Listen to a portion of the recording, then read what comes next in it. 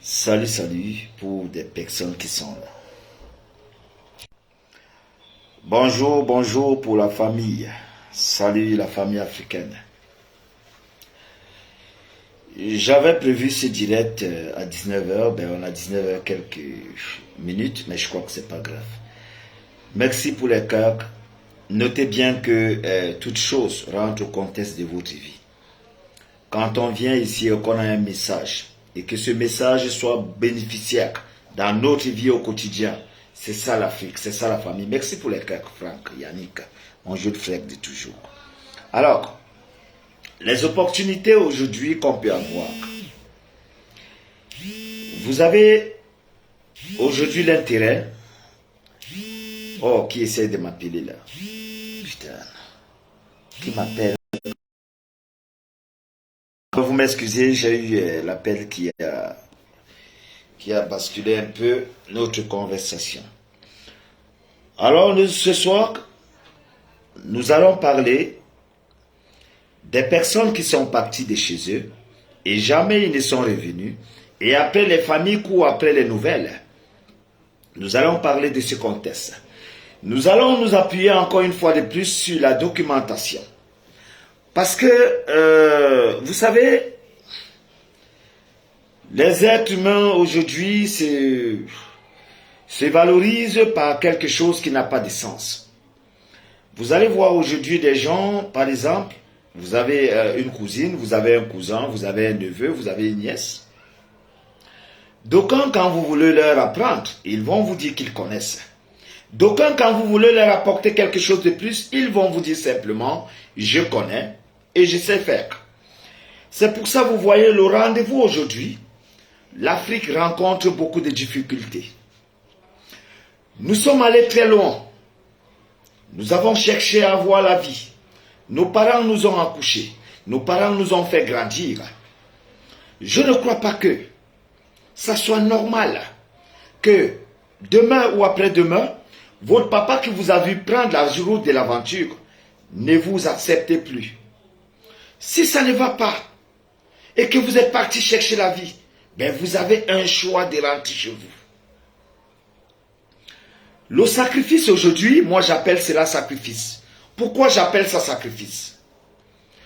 Je vais d'abord condamner ces hommes qui vivent avec les femmes à l'extérieur à la hâte. Les femmes, vous avez besoin de conseils. Et vous devez savoir ce qui vous bénéficie. La femme est plus et beaucoup plus sollicitée que l'homme à l'extérieur. Parce que la femme a des avantages.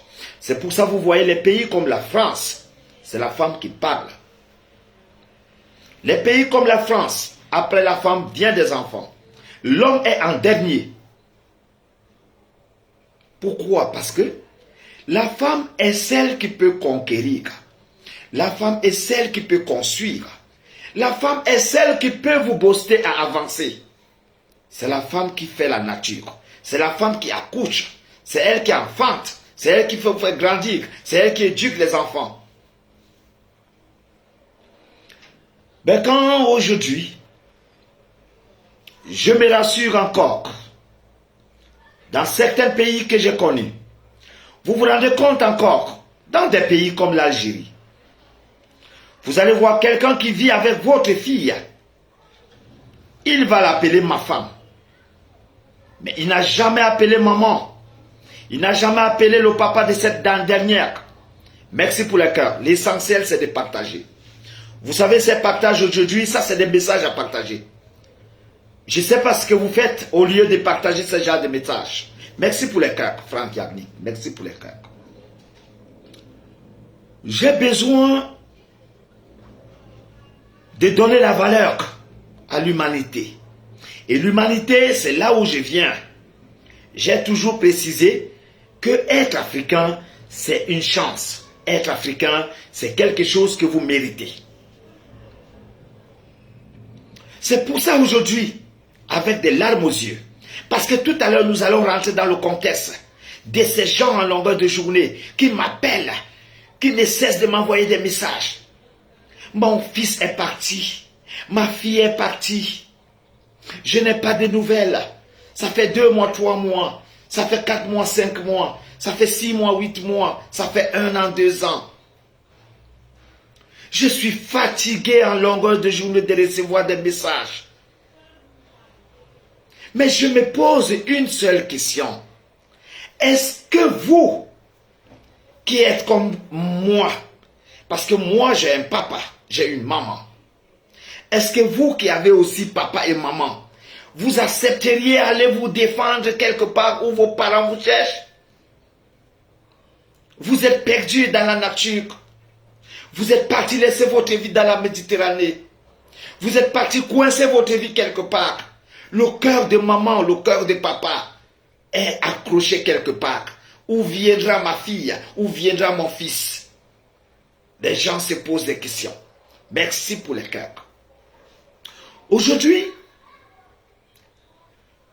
je vais condamner premièrement les hommes qui se disent hommes et qui vivent avec les filles des gens à l'extérieur.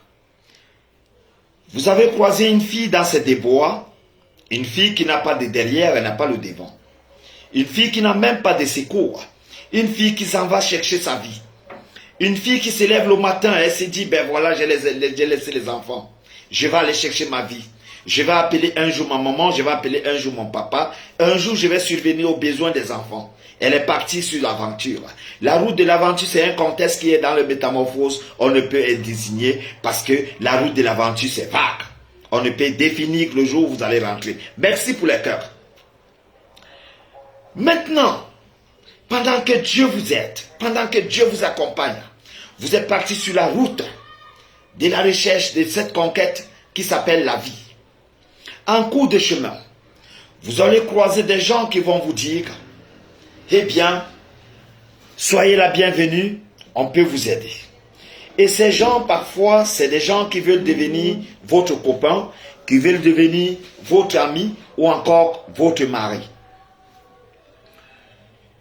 Vous rentrez dans cela, vous êtes une femme. Un homme qui ne vous a pas valorisé, ça n'en vaut pas la peine.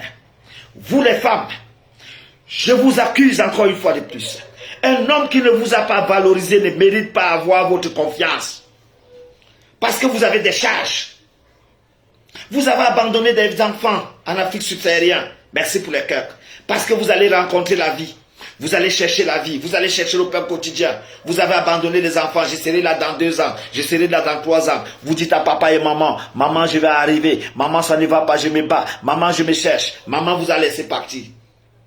En cours de route, vous croisez un feignant qui ne peut même pas se laver, un feignant qui ne peut même pas vous accompagner. La preuve en est aujourd'hui. C'est ces feignants-là qui vous mettent dans l'eau. Vous croyez intérieurement que moi qui suis assis là, je peux prendre ma femme, mon épouse et lui mettre dans la Méditerranée? Mais posez-vous un peu de questions. Vous faites quel genre de relation à l'extérieur? Qu'est-ce que vous cherchez à la longueur de temps? Quelles sont les relations que vous avez en conçu à dehors? Quelles sont des relations que vous avez menées dehors? Quelles sont des relations qui vous poussent à rester dans le néant? Vous êtes né pour souffrir, vous?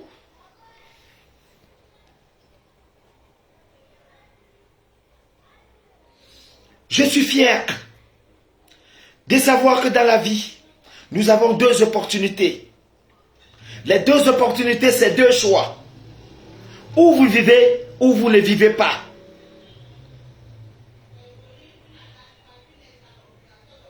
Mais je suis choqué. Je suis choqué. Au XXIe siècle, vous êtes quitté de chez vous. Je vais parler du Cameroun. Je viens du Cameroun. Vous quittez du Cameroun. Vous allez traverser 5 pays. Ou même 4. Vous êtes en Algérie ou au Maroc. Vous croisez les hommes. Vous faites une confiance de vie à la nature. Vous faites une confiance de rue. Parce que ça, c'est la confiance de rue. Avoir confiance à un homme qui va vivre avec vous et vous appeler chéri. Mon amour, mon bébé, ma tétine. mon espoir. Vous croyez intérieurement que quelqu'un peut prendre son espoir, son amour, sa tétine pour mettre dans la Méditerranée et te demander de voyager? Vous croyez que c'est possible aujourd'hui? Que vous ayez une femme, ou vous ayez votre mari, votre copain qui vous appelle tout le temps bébé, chéri, et qui prenne cette confiance, la mettre sur la Méditerranée.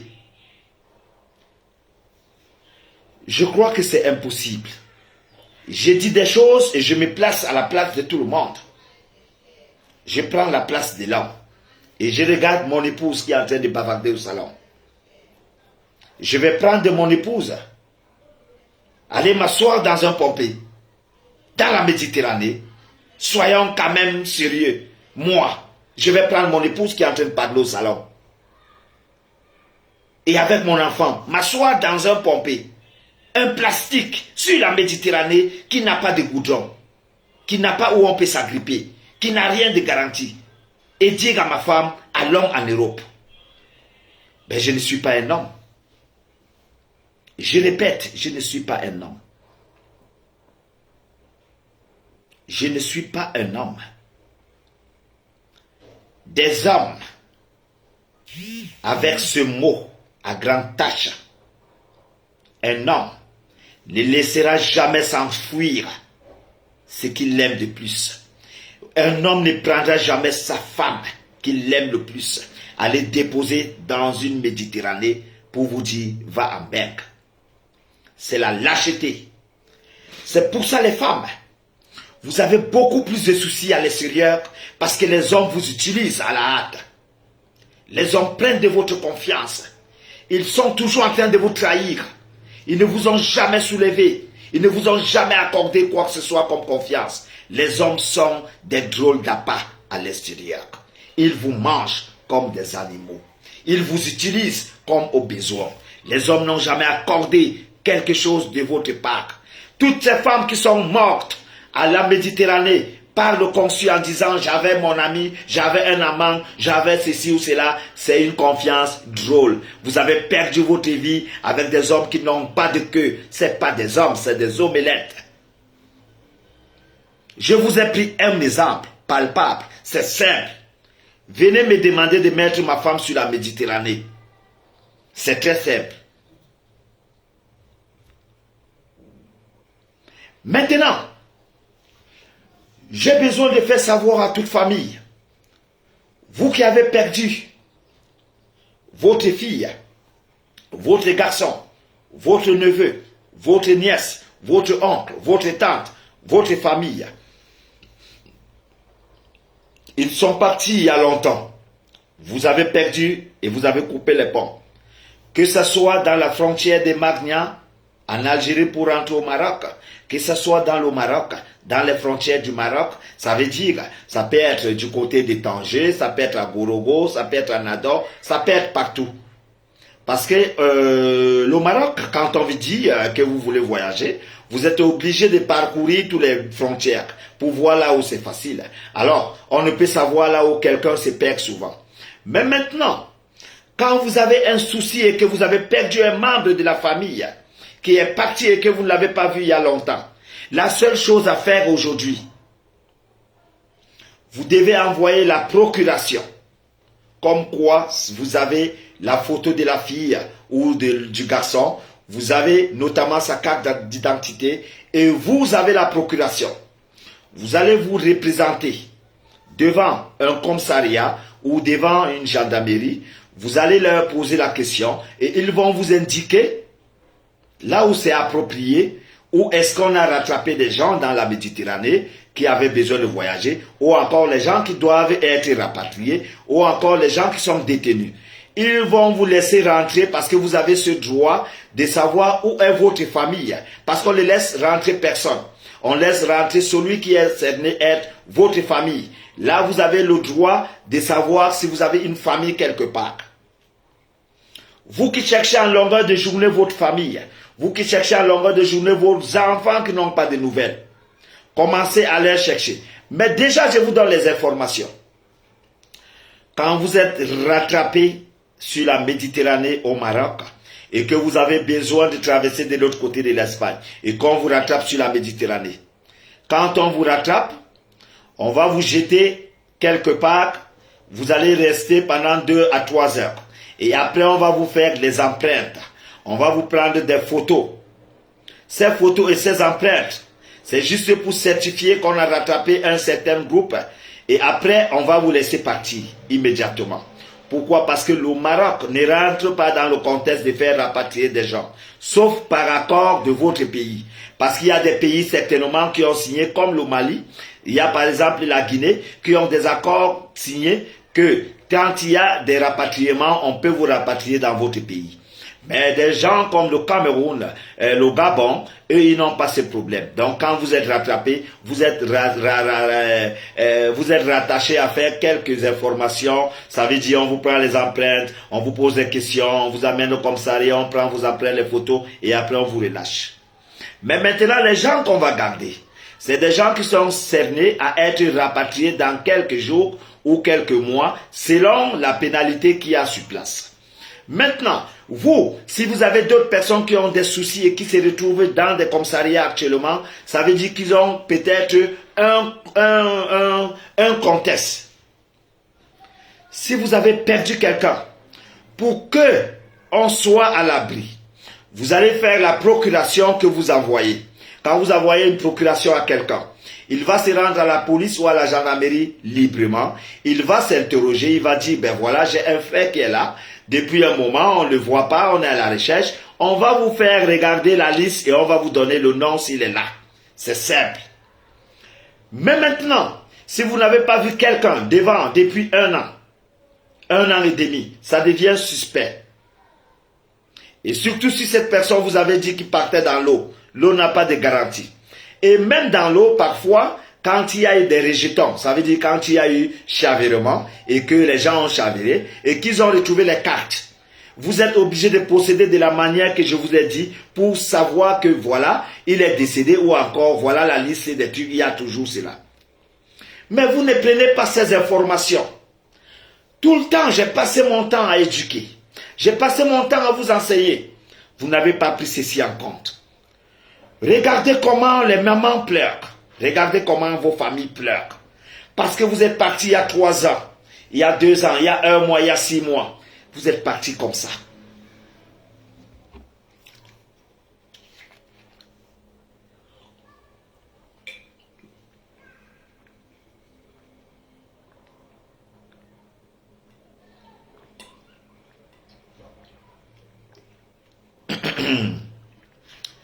Voilà, vous savez, nous sommes en été, hein, il fait un peu chaud et de temps en temps, je dois mouiller la gorge. Voilà. Alors, aujourd'hui, la chance qu'on a, comme je le disais, c'est de mettre en pratique ce qu'on parle. Des gens vous diront toujours, je connais, je sais, mais ces gens ne feront jamais rien pour vous. Soyez sûrs de ce que je vous dis. Je vous ai pris un exemple. Des personnes qui vivent avec vos femmes, vos filles au Maroc ou en Algérie. Ces hommes qui tapent toujours la main sur la poitrine, c'est ma femme. Un jour, ils ont pris l'initiative de les faire voyager par avion. Non. Ils ont sacrifié l'amour qu'ils ont toujours appelé bébé, amour, mon miel, mon séjour. Ils ont sacrifié cela pour mettre dans la Méditerranée. Je vous ai pris un exemple palpable. Venez me poser la question de prendre mon épouse et aller mettre sur la Méditerranée. Vous allez voir si j'aime mon épouse. C'est simple. Des hommes utilisent des femmes pour des appâts. Et ça, c'est ce qu'on enseigne ici tout le temps. Mais quand vous allez vouloir enseigner et dire aux gens ce qui est réel et vrai, ils vont vous traiter de celui qui mange la mangeoire de l'État et qui essaie de couvrir ses frères d'une autre manière.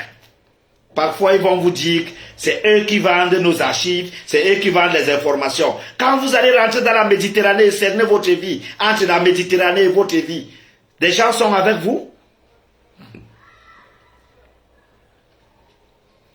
Voilà un petit contexte. Je vous ai demandé, il y a quelques jours, de savoir comment utiliser la documentation. Est-ce que vous avez appliqué cela dans vos oreilles? Mais vous oubliez un tour, vous oubliez un cas. Si vous êtes malade aujourd'hui et que vous vous êtes enregistré quelque part avec un passeport de la Côte d'Ivoire et que vous êtes camerounais, soyez sûr que vous n'allez pas vous soigner.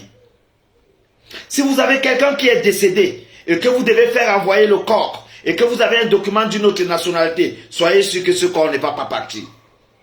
Quand vous utilisez les documents d'un autre pays, soyez sûr que vous êtes entré dans une malchance qui va vous rattraper. Mais quand on veut vous enseigner, ceux qui connaissent beaucoup vont traiter de ceux qui vous disent la vérité de fous. Je suis allé très lentement sur un exemple palpable qui va vous galvaniser. Voilà l'exemple qui vous galvanise. Votre fille est quittée depuis le Cameroun. Elle vous a dit, je vais chercher la vie. En cours de route, cette fille vous a dit, j'ai trouvé un ami qui m'aime beaucoup, qui m'apprécie. Et cet ami a toujours parlé au téléphone de ma chérie, ma bibi, mon bébé, et ceci ou cela. Mais le jour où vous voulez voyager par la Méditerranée, il ne vous dit pas, mais attendez un peu, je ne peux pas sacrifier ma femme pour la Méditerranée. Il ne vous dit pas cela, parce que vous ne lui servez à rien.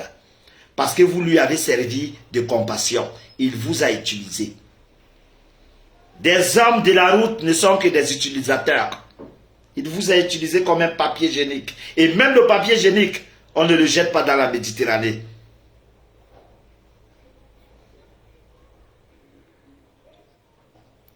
Alors, je crois que le message est clair. Toute personne qui a aujourd'hui une personne dans la rue et qui vous avez perdu les traces, renseignez-vous simplement. Allez-y sur la base des choses. N'allez pas loin. Prenez simplement votre document, allez faire ce qu'on appelle une procuration, envoyez aux personnes et que les personnes se présentent dans des commissariats qui sont dans les frontières. Il y a les commissariats uniquement pour des immigrés qui ont eu tort de traverser la Méditerranée parce que ce n'est pas pénal. Au Maroc, ce n'est pas pénal, mais ça devient pénal au cas où. Et quand c'est pénal, vous devez être sûr que votre personne doit vous appeler. À partir du moment où vous êtes coupé du téléphone de votre personne, soyez sûr qu'il y a un souci, surtout au Maroc. Au Maroc, il n'y a pas de transaction de vente des humains. Il n'y a pas de transaction de vente des femmes. Il n'y a pas de transaction de quoi que ce soit. Celui qui vous le dit, il vous ment. Si une femme est au Maroc qui fait sa prostitution, ça regarde et elle et sa famille. Il n'y a personne qui est entre cela ici. Chacun est libre. Nous sommes dans un pays de liberté. C'est un royaume, ce n'est pas une république. Vous devez savoir où vous marchez. Vous devez savoir quels sont les apports de ce pays. Vous devez savoir les avantages et les désavantages d'un pays. Vous devez savoir sous quel contexte, sous quel gabarit vous marchez. Vous devez savoir pourquoi vous êtes là. Vous êtes dans un pays où vous ne connaissez le haut et les bas. Vous marchez dans un pays comme ça. Vous perdez votre vie dans un pays comme ça. Nul sur cette terre ne mérite d'être traité comme vous êtes en train de traiter vos familles. Vous n'allez pas abandonner votre papa et votre maman, vous partez comme ça. Vous venez dormir dans une frontière en disant je vois l'Espagne. Et pendant que vous regardez l'Espagne, si vous n'entrez pas en Espagne, vous laissez votre vie. Ça s'appelle quoi au final? Vous cherchez la vie pour laisser votre vie pour cette vie? Il y a un autre. Il y a un adage qui s'applique, il y a un adage qui dit souvent qui ne risque rien n'a rien. Mais est-ce qu'il faut risquer sa vie pour avoir la vie? Nul ne peut risquer sa vie. Nul ne peut mettre sa vie en jeu pour une autre vie parce qu'il n'y a pas de vie. C'est la seule vie que vous avez. Je vous ai donné toutes les métamorphoses. Si aujourd'hui, Sa Majesté le roi Mohamed VI, par son affection, par son humanisme, par sa façon d'aimer les Africains subsahariens et qui vous disent, aujourd'hui je vous donne les cartes de séjour. Vous qui êtes là, qui avez pris le document de la Côte d'Ivoire pour rentrer au Maroc, vous allez faire comment pour vous déclarer?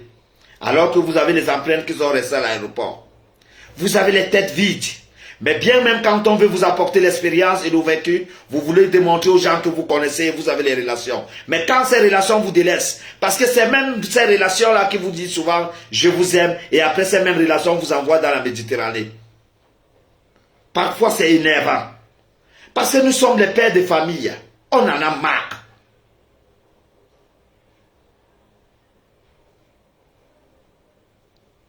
On en a marre tout le temps. Que nous soyons interpellés. Vous allez voir une maman qui pleure à longueur de journée. Vous allez voir un papa qui pleure à longueur de journée. Juste parce que son enfant lui a fait des promesses. Sa fille ou son garçon. Ce n'est pas interdit. La vie, on la cherche. Et on bosse les gens à la chercher. C'est parce que nous, on a fait l'aventure qu'on est là. On encourage ces gens qui vont aller se battre. Mais maintenant, de quelle manière? On ne cherche pas la vie avec la tête vide. Autrement dit, même si c'est dans une société qu'on vient à vous proposer, vous n'allez pas vivre parce que la tête est vide. On cherche la vie avec une base. Avec les opportunités qu'on vous offre maintenant, vous allez décortiquer et vous allez avoir votre vie. Mais si vous avez la tête vide et qu'on venait même à vous donner le monde entier, vous allez persévérer comment?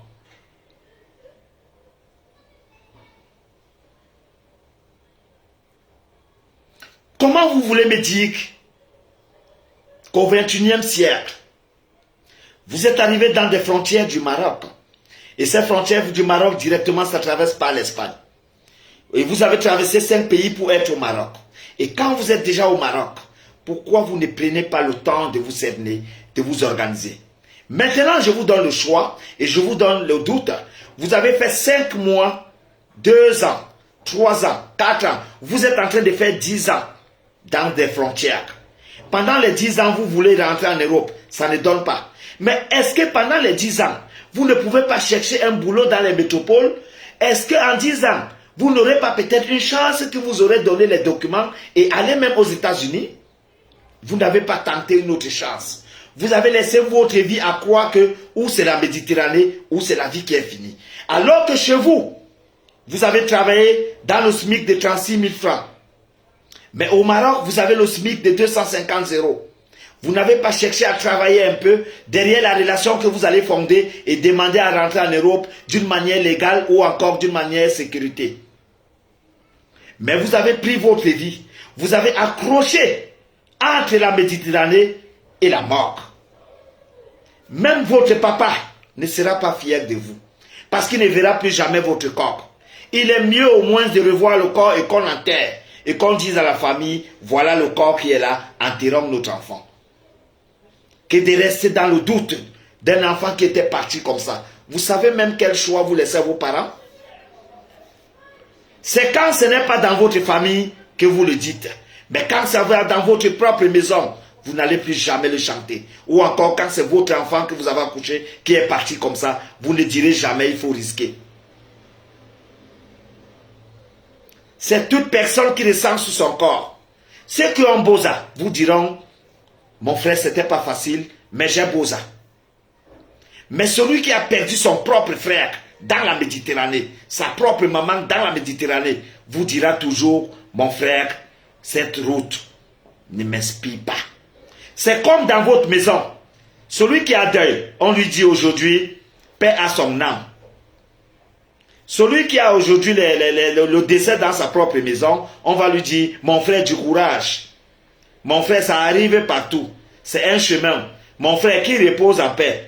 Mon frère, ça arrive. Vraiment, sois fort. Parce que c'est dans sa maison. Mais quand ça arrive dans ta propre maison, tu n'es pas fort. Tu n'es pas fort. C'est comme ça la Méditerranée. Les gens qui vous disent toujours, il faut risquer pour avoir.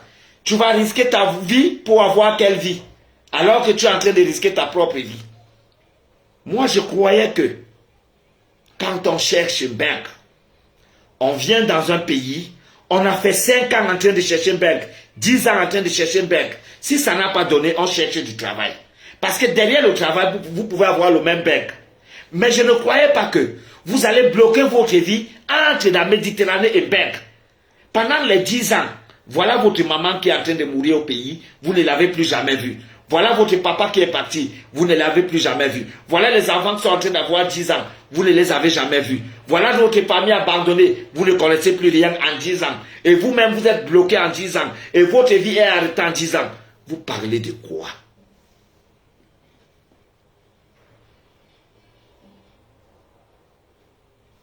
Vous parlez de quoi, mes frères et sœurs?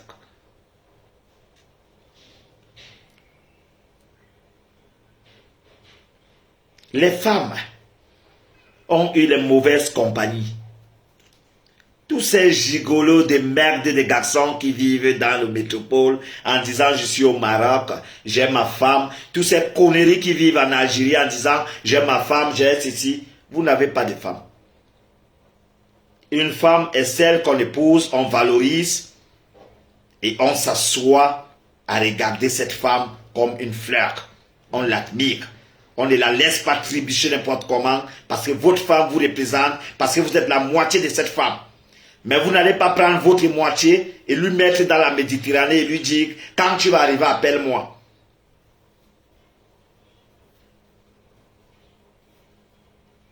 Nous, auparavant, si nous on a risqué notre vie dans la Méditerranée parce qu'on a fait la Méditerranée, c'est parce qu'auparavant, on n'avait pas le choix, il n'y avait pas le travail. Il n'y avait pas les gens qui nous conseillaient. Il n'y avait pas les gens qui nous pouvaient nous dire qu'en travaillant peut-être 250 euros, 500 euros, 800 euros, vous pouvez avancer. Il n'y avait pas ces gens. On n'avait que dans la tête Berg. On n'avait que dans la tête la Méditerranée. C'est pour ça qu'on mourait aujourd'hui. Mais aujourd'hui, au XXIe siècle, il y a toutes les opportunités du monde. Aujourd'hui, ici, on prend les voitures, on envoie par conteneur dans tous les pays. On prend tout ce que vous voulez, si on envoie dans tous les pays. Il y a aujourd'hui des opportunités. Auparavant, c'était obligé. Auparavant, c'était obligé que vous rentrez dans la Méditerranée parce qu'il n'y a pas de choix. Vous ne voyez pas l'intérêt du travail. Mais il faut qu'on vous dise pourquoi les gens rentraient dans la Méditerranée auparavant. Les gens rentraient là par le doute. Parce qu'il y a des gens qui avaient été lettrés et qui sont passés par ici, ils sont lettrés, ils ont tout dans la tête. Mais qui sont dans le besoin de rentrer en Europe et c'est l'obligation parce qu'il n'y a pas de travail en ce moment, il n'y a pas celui qui va vous conduire, il n'y a pas quelqu'un qui va vous dire qu'il y a votre ambassade ici, il n'y a rien qu'on connaît en ce moment, on est obligé de mourir dans la Méditerranée auparavant. Mais aujourd'hui, les Africains les plus assis au Maroc, les Africains subsahariens qui sont les plus assis au Maroc de l'Afrique blanche, c'est les Ivoiriens. Les Ivoiriens au Maroc, ils ont compris beaucoup plus l'aventure. C'est pour ça que vous allez voir quelques aventuriers.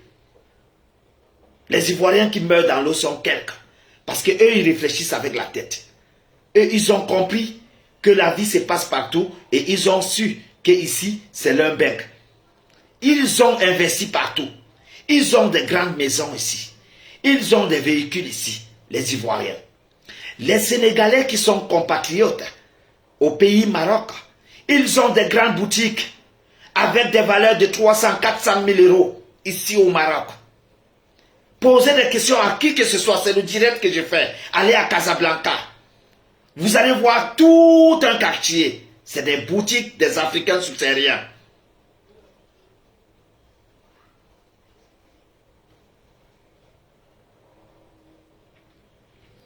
Alors, je prends le temps d'enseigner ces gens qui doivent comprendre que vous avez travaillé 36 000 francs dans votre pays pendant des années. Mais vous êtes dans un pays où vous pouvez travailler 3 000 dirhams, qui sont 300 euros. Si vous ne pouvez pas vivre à 300 euros, alors que vous avez vécu à 36 000, ça veut dire que votre tête, il faut la prêter quelque part. Parce que vous êtes en train de vivre le rêve. Parce que même en Europe, les gens qui travaillent en Europe vont travailler 2600 euros, mais il y a des gens qui ne gardent pas 300 euros dans la maison. J'aime parler avec des gens qui savent ce qu'ils cherchent.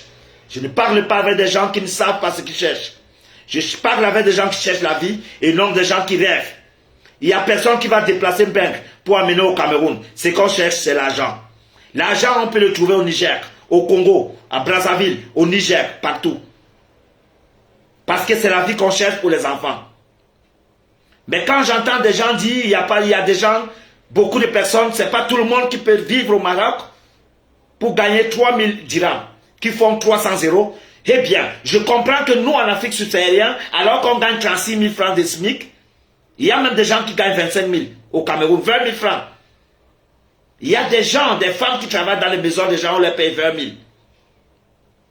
Mais de 20 000 à 3 000 dirhams, qui sont 300 euros, si vous ne pouvez pas travailler à 300 euros, commençant par là pour évaluer votre tête, eh bien, c'est le rêve qui est indéfini. Continuez à rêver. On ne vous a pas demandé de vivre au Maroc. On vous a demandé de sauvegarder votre vie. Parce que l'intérêt de votre vie est plus meilleur que personne. L'intérêt de votre vie profite à votre famille. Vos familles au Cameroun n'ont même pas 25 000 au mois. Mais vous parlez de ne pas travailler de 300 euros. Vous comprenez un peu avec quelle mentalité l'Afrique subsaharienne prospère. Nous ne prospérons pas aujourd'hui pour le travail, mais nous prospérons aujourd'hui dans le complexe. Et je viens de vous le dire, appelez tout le monde. Dites à qui veut entendre, ça c'est le direct. Des gens travaillent en Europe, il y a certains qui ne gardent pas 300 euros dans les maisons à la fin du mois. Je dis bien, appelez vos familles. Je tiens à témoin ce direct. Il y a des gens en Europe qui ne gardent pas 300 euros à la maison tous les mois, alors qu'ils travaillent de l'argent. C'est pour vous dire que votre rêve vous fera croire que vous êtes en train de partir quelque part, mais c'est la fin qui vous justifiera le moyen. Nous sommes là, on cherche à vous canaliser, on cherche à vous faire avancer, on cherche à sauvegarder votre intérêt de vie. Parce que ce n'est pas dans l'obligation qu'on vienne vous éduquer, qu'on vienne vous apprendre, parce que nous sommes passés par là. Ce que nous cherchons, c'est la vie. Ce que nous cherchons, c'est l'argent. Ce que nous cherchons, c'est faire grandir les familles. Nous ne sommes pas venus dans les pays des gens restés. Parce que la suite sera dans votre pays, le Cameroun. Là où vous dites que vous ne travaillez pas 180 000, 300 euros, la fin sera toujours au Cameroun. Là où il y a 36 000. Et vous allez faire comment en ce moment? Ça veut dire que vous ne pouvez plus vivre au Cameroun? Mais quand vous parlez, parlez quand même quand les gens vous écoutent. Vous avez des enfants? Et votre famille qui est au Cameroun, vous allez faire comment? Vous allez les enlever tous? Parce que là-bas, ce qu'on trouve là-bas, ce n'est que 26 000, 20 000, 35 000, 40 000, 70 000. Et avec des retraits pour vous payer, ça devient des problèmes de complications. Je comprends pourquoi l'Afrique subsaharienne se meurt à cause de manque de connaissances. J'aurais besoin dans le temps que Dieu nous préserve, que Dieu nous guide et que vous-même vous voyez votre avantage et que vous voyez les avantages des autres. Moi j'ai commencé à travailler au Maroc, j'avais 2800 dirhams, 280 euros avant d'être où je suis aujourd'hui. Aujourd'hui j'envoie les conteneurs au Cameroun. Aujourd'hui je peux aller dans tous les pays du monde. Seulement avec la licence que je possède. La vie, le travail est la garantie de toutes choses au monde. Commencez d'abord par travailler. Ne sous-estimez jamais l'argent. Vous êtes quitté là où on travaille 20 000 francs et vous êtes là où on travaille aujourd'hui 200 000 francs. Vous dites que vous ne pouvez pas travailler 200 000? Vous croyez que ceux qui sont en France peuvent garder facilement 200 000 francs à la maison par mois? Eh bien, continuez à rêver. Mais je tiens à rappeler ici à tout le monde, la vie, nous la cherchons. Nous ne sommes pas venus au Maroc pour déplacer le Maroc et aller avec le Maroc chez nous. Nous sommes venus chercher de l'argent pour faire paître et grandir nos enfants. C'est pour ça que nous sommes ici. D'autant plus pour ceux qui veulent traverser et continuer leur rêve. Parce qu'il n'y a personne qui venait rêver au Maroc. Il n'y a personne qui venait rester au Maroc. Moi, quand j'arrive au Maroc, je paye près de 4 000 euros. Avant d'être au Maroc encore aujourd'hui, parce que mon argent avait été subsidié au niveau des frontières. Mais aujourd'hui, je suis résident du Maroc et fier de l'être, parce que grâce au travail, j'ai retrouvé ma valeur. Mais beaucoup de personnes n'auront pas cette chance d'être comme moi. Mais tout le monde aura la chance de travailler. Il y a des gens aujourd'hui qui sont en train de faire 6 ans, 8 ans au Maroc, 5 ans, 3 ans. Et même ceux qui vous disent parfois, tout le monde n'est pas obligé de travailler 300 euros. Il travaille comment pour vivre au Maroc? Mais il est là depuis. Et c'est pour ça que je vous dis toujours, prenez le temps d'écouter, prenez le temps de cerner, prenez le temps d'évaluer, mais que Dieu nous bénisse. Partagez ces directs. C'est gracieux. C'est gratuitement. Au revoir.